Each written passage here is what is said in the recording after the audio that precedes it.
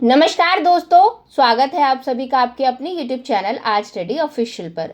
तो आज हम बात करने वाले हैं इजराइल और हिजबुल्लाह के बीच हुए युद्ध विराम समझौते के बारे में। तो चलिए दोस्तों, जानते हैं ये समझौता हुआ कैसे और इसके पीछे का पूरा कारण क्या है। तो सबसे पहले हमें ये समझना होगा कि ये समझौता क्या है। तो दोस्तों, इजराइल और हिजबुल्लाह के बीच ये समझौता उस समय हुआ जब अमेरिका और फ्रांस ने दोनों देशों को बातचीत के लिए राजी किया। अब दोनों देशों के बीच युद्ध विराम की जरूरत थी क्योंकि लड़ाई की वजह से लाखों लोग प्रभावित हो रहे थे। इसके बाद दोस्तों, इजराइल की कैबिनेट ने इस समझौते को मंजूरी दी और ये समझौता 10-1 के बहुमत से पास हुआ। अमेरिकी राष्ट्रपति जो बाइडेन ने इसे एक अच्छी खबर कहा है और उम्मीद जताई है कि ये लेबनान के लिए एक नई शुरुआत हो सकती है। चलिए अब आते हैं हिजबुल्लाह पर, जो एक बहुत ही ताकतवर और ईरान के समर्थक संगठन है।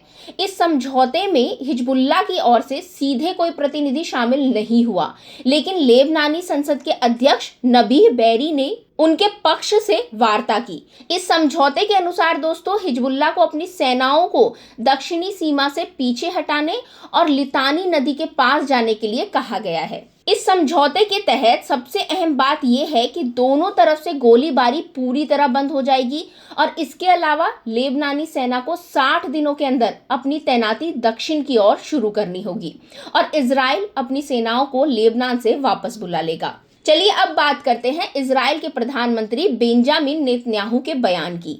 तो नेतन्याहू ने कहा है कि अगर हिजबुल्लाह इस समझौते का उल्लंघन करता है तो इजराइल उन्हें जवाब देगा। उनका कहना था कि ये युद्ध विराम समझौता इजराइल को गाजा और ईरानी खतरे पर ध्यान केंद्रित करने का समय देगा। उन्होंने ये भी कहा कि इजराइल का मुख्य लक्ष्य हमास को खत्म करना और बंधकों को छुड़ाना है। अब दोस्तों, ये समझौता गाजा में चल रहे युद्ध को प्रभावित नहीं करेगा।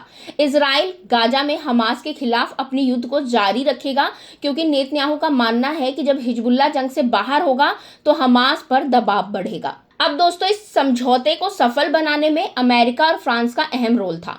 अमेरिकी राष्ट्रपति जो बाइडेन ने इस समझौते को स्थायी शांति की दिशा में एक बड़ा कदम बताया है और अमेरिकी अधिकारी ने इसे गाजा में शत्रुता समाप्त करने और बंधकों की रिहाई के लिए एक अहम कदम कहा है। इस समझौते के तहत दोस्तों, लेबनानी सेना को दक्षिण की ओर तैनाती करनी होगी, जिससे इजरायली सेना का वहां से हटना सुनिश्चित होगा। इससे लेबनान की संप्रभुता और स्थिरता को भी एक नया बल मिलेगा। अब दोस्तों, ये समझौता होने से पहले भी इजराइल ने दक्षिणी बेरूत में हवाई हमले किए। अब ये चीज दिखाती है कि युद्ध विराम लागू होने तक दोनों पक्ष अपनी पूरी ताकत से संघर्ष कर रहे थे। तो दोस्तों, आपको बता दूं कि मिडिल ईस्ट में युद्ध अभी भी जारी है। इजराइल गाजा में हमास से और लेबनान में हिजबुल्लाह से जूझ रहा है।